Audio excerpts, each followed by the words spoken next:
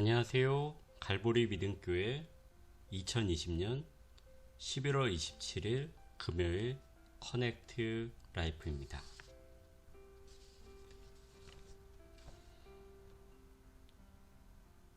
제가 보내드린 신문 기사를 보시면요. 1980년 11월 27일 지금으로부터 40년 전의 신문기사 1면이 나와 있는데요. 첫 모든 신문의 1면에 일본이 한국에 내정 간섭을 했다라는 기사가 모든 신문의 1면으로 나와 있는 것을 볼 수 있습니다. 그래서 그 내용이 무엇인지 살펴보니 그 내용은 지금은 돌아가신 김대중 전 대통령에 대한 재판에 일본이 내정 간섭을 하였기 때문에 거기에 대해서 한국의 정부가 항의를 하는 내용이 들어있고요. 또한 그로 인해서 한일 관계가 냉랭하게 되면서 일본에서 구매 사절단을 보내겠다고 약속을 하게 됩니다. 일본에서 한국과 일본의 수입과 수출이 너무나도 불균등하기 때문에 그거를 맞추기 위해서 구매 사절단을 보내는데요. 그 전에 미리 우리가 이 정도의 금액을 구입하겠다라고 약속을 하게 됩니다. 그렇지만 실제로 와서 구입을 한 금액은 약속했던 금액에 비해서 너무 터무니없이 적어서 한국에서 구매 사절단이 실제로 왔지만 약속을 지키지 않았다라는 내용에 대해서 나와 있습니다.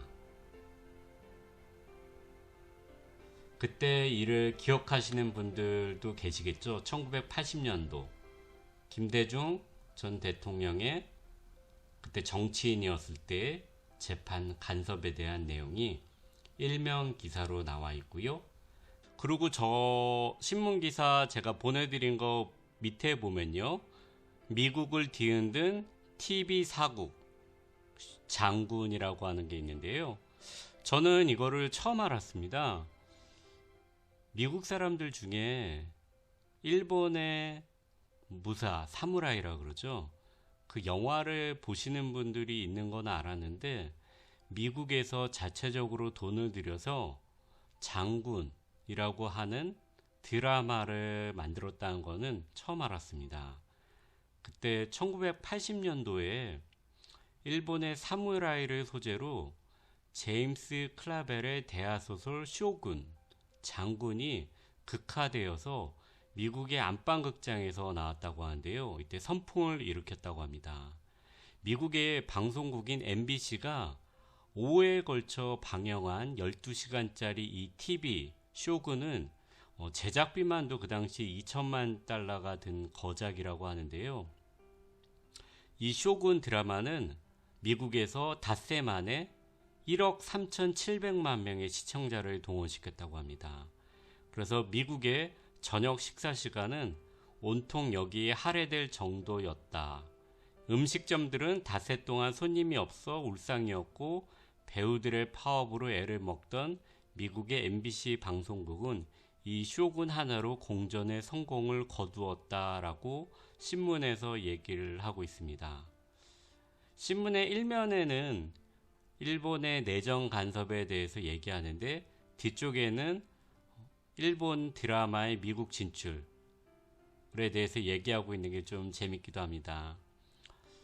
추수감사절 많은 미국 사람들이 고향으로 돌아가는데요. 그래서 보내드린 사진에 1980년 명절 귀성길 사진을 한번 넣어봤습니다. 1980년대 차가 많이 없을 것 같은 시절인데요. 그때도 여전히 고속도로를 막혀서 너무 막히니까 사람들이 차 밖에 나와서 있는 게 보이는데 아마 톨게이트 앞인 것 같습니다. 그리고 추석이나 명절 때 되면은 저희가 항상 목욕탕에 가서 어릴 때든 어머니와 아버지와 같이 가서 목욕을 했던 그 기억이 남아 있고요. 그 다음에 그 밑에 보면은 공중전화 박스가 있고요. 그러니까 공중전화 박스가 한 10개 정도 있는데 뒤쪽에 사람들이 다닥다닥 줄을 서서 기다렸던 기억 다들 갖고 계시지요. 그 다음에 오른쪽에 보면은 오토바이를 타고 그 밑에 학생 모자를 쓴 학생들 2명이 타고 들어가는 게 보이는데요. 이것은 고교 입시 연합고사입니다. 전국의 20개 평준화 지역에서 시행됐던 고등학교를 들어가기 위한 입시 연합고사 사진인데요. 사진은 서울 후암동 용산고등학교 수험장에 촉박하게 들어오는 수험생의 모습을 찍은 사진입니다.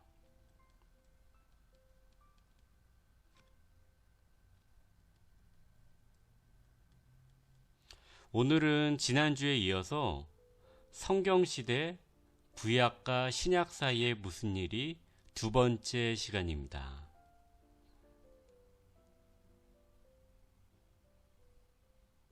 제가 보내드린 사진을 보시면요.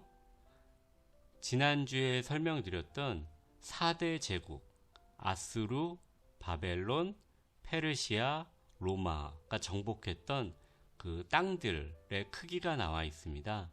처음에 아수르 제국을 보시면요.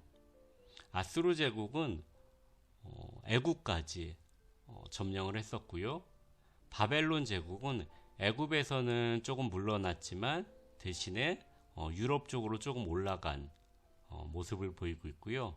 그 다음에 페르시아 제국은 녹색으로 표시되어 있는 페르시아 제국은 애굽 지역과 그 다음에 유럽의 그리스 쪽 지역까지 그리고 가장 넓은 영토를 차지하고 있는 것을 볼 수 있고요.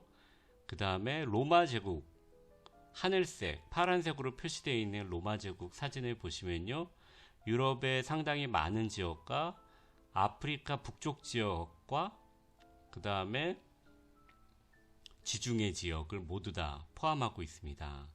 물론 페르시아가 차지했던 이란 쪽 지역은 이란, 이라크 지역은 빼앗겼지만 상당히 넓은 지역을 로마 제국이 점령하고 있는 것을 볼 수 있습니다.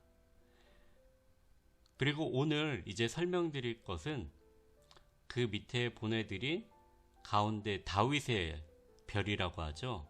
거기에 유대교라고 써 있는데요. 그 왼쪽에 3개의 동그라미, 오른쪽에 3개의 동그라미가 있는데요. 왼쪽에 보면 사두개인, 서기관, 열심당, 오른쪽에 보시면은 바리새인, 헤롯당, 에세네파가 있는데요. 이게 그 당시에 신흥으로 떠올랐던 세력들입니다. 그래서 예수님께서 이 세상에 오시기 전부터 점점 이 6개의 그룹들이 정치권을 형성하게 되는데요. 거기에 대해서 간단하게 소개를 시켜드리도록 하겠습니다. 헤롯 땅은 그림에도 나와 있지만 현상 유지파인데요. 헤롯 대왕으로부터 시작이 되었는데요. 헤롯가의 사람들이라 그러죠. 이 헤롯 대왕이 그 유명한 예수님이 태어날 때 영아 학살의 장본인입니다. 이 사람은 로마의 안토니우스에게 충성하여서 이스라엘 지역에서 지배를 받을 수 있도록 하였지만요. 이스라엘 백성들에게 경멸을 받았습니다. 이 헤롯 땅의 사람들은 로마가 지배하는 것을 현상 유지하기를 원했던 사람들이고요. 바리새파가 있는데요. 바리새파는 유대 종파 중에서 가장 큰 종파를 이루었던 집단입니다. 바리새란 구별된 이라는 뜻인데요. 그 이름처럼 경건함이나 도덕성, 율법 준수 같은 것들에 있어서 이교도들과는 철저히 구별된 생활을 하였습니다. 이것이 바리새인이고요. 그 다음에 사두개인, 성전을 중심으로 활동했던 제사장들 위주의 귀족층입니다. 사두개란 말은 다윗과 솔로몬 시대의 제사장 사독에서 유래되었는데요. 성전에서 이루어지는 모든 행사를 통해 많은 돈을 벌어들였고요. 로마와 결탁하여 정치적인 힘을 갖고 있었습니다. 또한 그 외에 다른 집단으로 서기관들이 있는데요. 서기관들은 기록된 율법을 보존하고 구전으로 내려오는 법을 관리하여 백성에게 가르치는 사람들로 율법사 또는 랍비, 선생이라고 불렀습니다. 성경 말씀을 학문적으로 발전시켰지만 형식을 지키는 것을 중요하게 생각했기 때문에 회당의 높은 자리에 앉는 것, 대접받기를 좋아하는 모습 때문에 예수님에게 비난을 받았습니다. 또한 에세네파가 있는데요. 에세네파는 유대교의 분파 중에서도 가장 경건하고 엄격한 삶을 실천했던 사람들입니다. 이들은 결혼도 하지 않고 재산도 공용으로 사용했고요. 특히 몸을 청결히 하는 정결의식을 중요하게 생각했습니다. 세례 요한이 광야에서 메뚜기와 들꿀만 먹었다는 성경의 기록에 따라 세례 요한이 에세네파라고 생각하는 사람들도 있었습니다. 또한 열심당이 있는데요. 열심당은 말 그대로 열심인 사람들인데요. 이들은 하나님을 섬기는 일과 마카비가 에피파네스에게 대항하여 싸웠던 것처럼 로마에 대항하여 투쟁하는 것에 열심을 내는 유대의 민족주의자들입니다.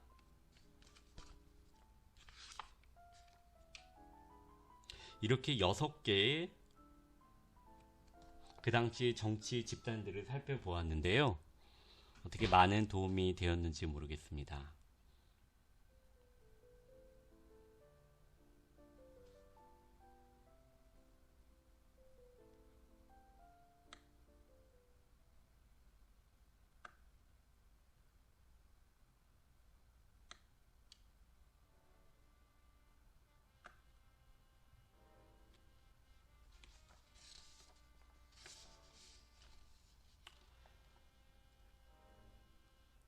부흥의 불길 1903년부터 1906년까지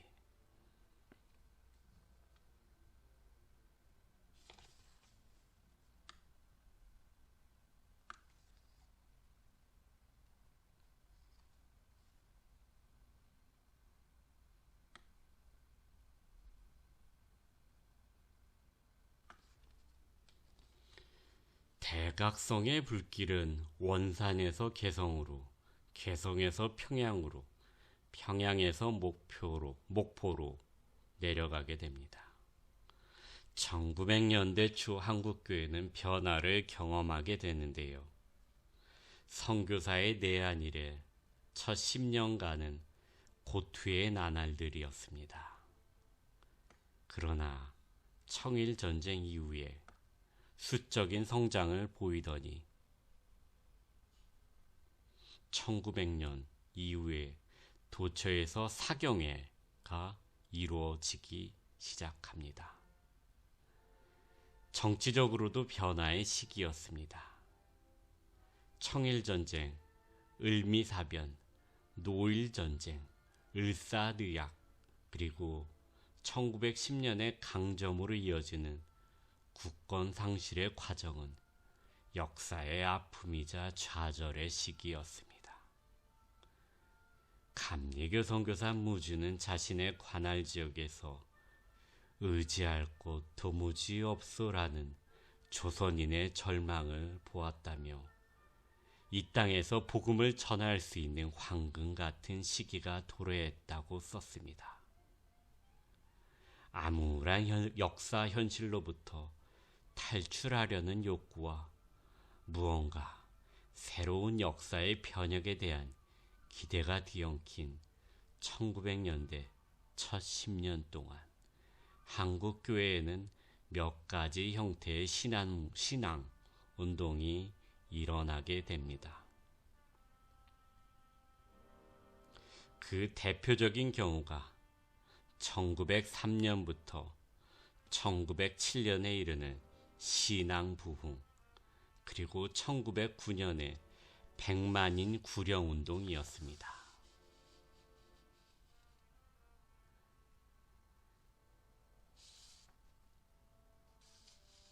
이상규 교수는 부흥에 대해서 이렇게 적고 있습니다.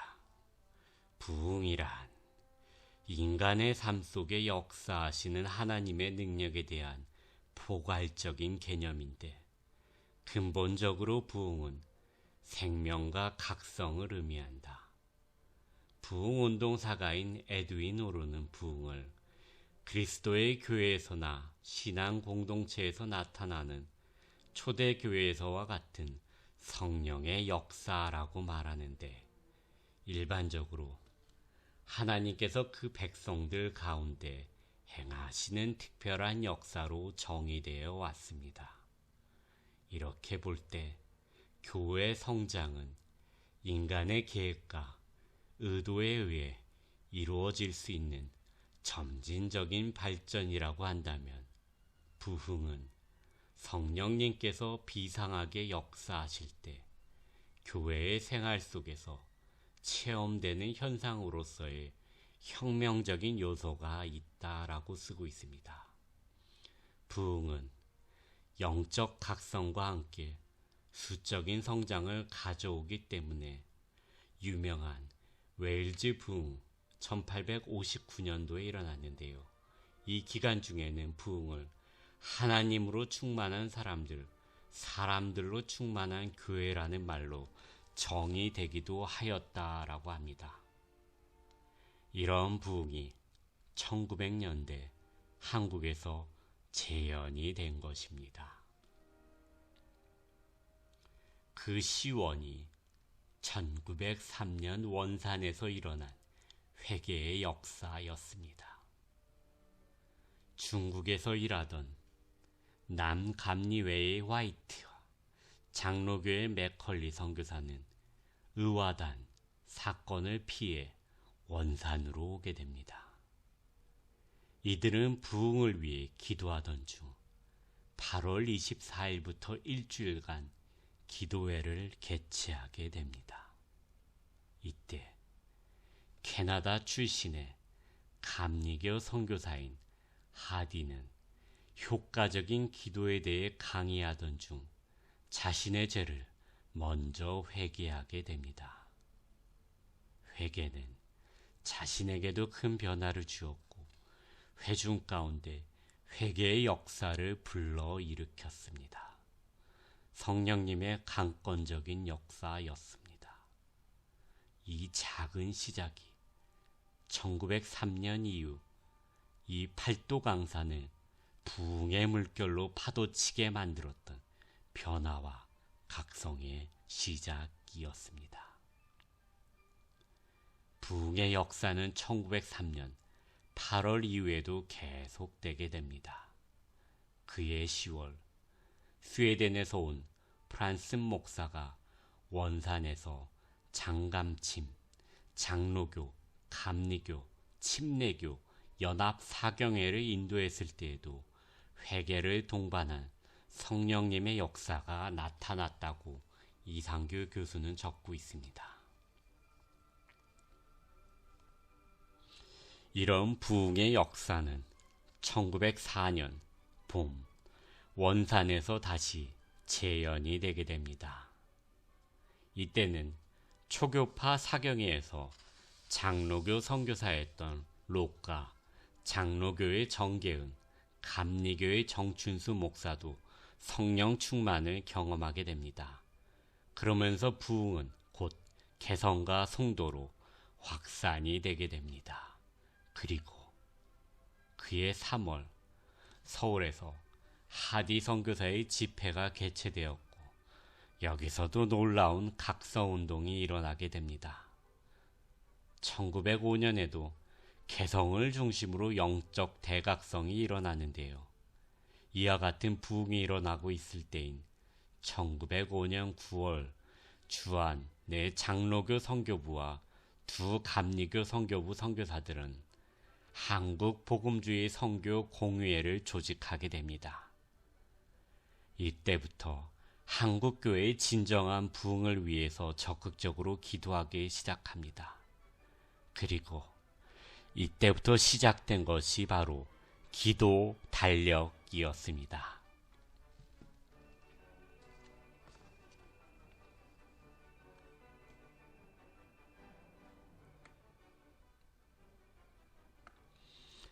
1903년에 이어 1906년에는 또 한 차례 큰 부흥을 경험하게 됩니다. 1906년 개성의 송도에서 부흥을 경험하게 되는데요. 크렘 선교사는 이때에도 회개와 죄의 고백이 일어났다고 증언하고 있습니다. 또한 평양주재 선교사들은 1906년 8월 26일부터 9월 2일까지 하디 선교사를 초청을 하여 평양 선교사 사경회를 개최하게 되는데요. 하디 선교사가 요한일서를 설교하면서 자신의 죄를 회개했을 때 성령님께서 자신을 변화시켰음을 증거하게 됩니다. 이 평양 선교사 사경회에서도 성령님께서 강하게 역사하셨다라고 역사가들은 기록하고 있습니다.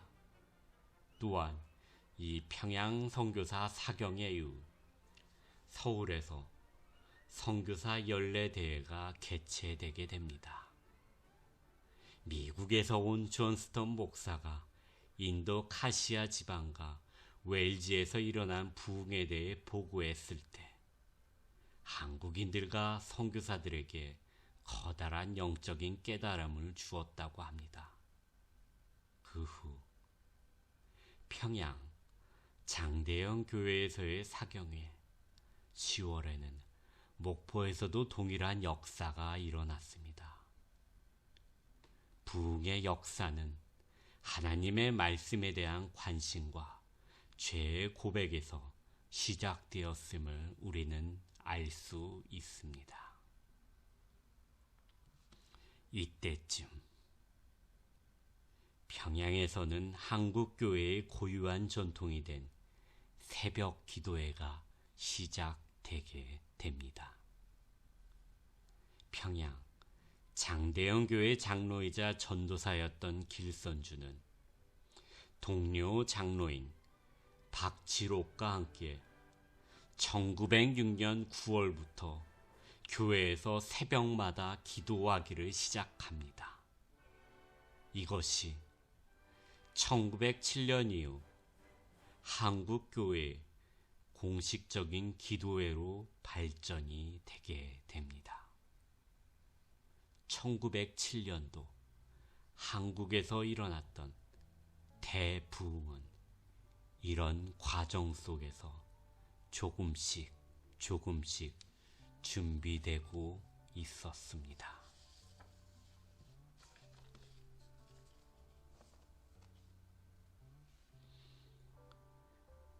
이상으로 국민일보에 연재되었던 이상규 고신대 교수의 새롭게 읽는 한국교회사를 읽어드렸습니다.